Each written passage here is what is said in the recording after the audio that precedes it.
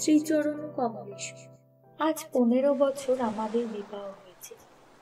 আজ পর্যন্ত তোমাকে চিঠি লিখিনি, চিরদিন কাছেই পড়ে আছি। মুখের কথা অনেক শুনেছ, আমিও শুনেছি।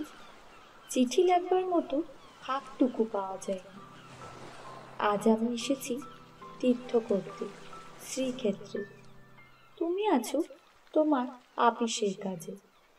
শামুকের সঙ্গে খোলসের যে সম্বন্ধ,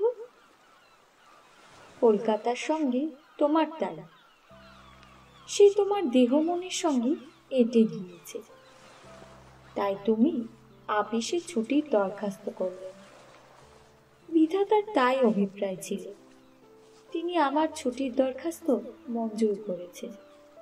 আমি তোমাদের নিজ বউ। আজ 15 বছরের পরে এই সমুদ্রের ধারে দাঁড়িয়ে জানতে পেরেছি আমার জগৎ এবং জগদীশ্বরের সঙ্গে আমার অন্য সম্বন্ধও আছে। তাই আজ সাহস করে এই চিঠিখানি লিখছি। এ তোমাদের নিজ বউয়ের চিঠি নয়। তোমাদের সঙ্গে আমার সম্বন্ধ কপালে যিনি লিখেছিলেন, তিনি ছাড়া যখন সেই সম্ভাবনার কথা আর কেউ জানতো না, সেই শিশু বয়সে আমি আর আমার ভাই একসঙ্গেই সান্নিপাতিক জ্বরে পড়ল।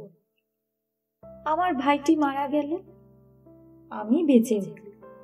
পাড়ার সব মেয়েরাই বলতে লাগলো, মৃণাল মেয়ে কিনা, তাই ও বাঁচল। বেটা ছেলে হলে কি আর রক্ষে পেত?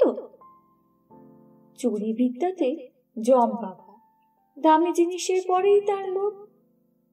আমার মরণ নেই, সেই কথাটাই ভালো করে বুঝিয়ে বলবার জন্য এই চিঠিখানি লিখতে বসেছি।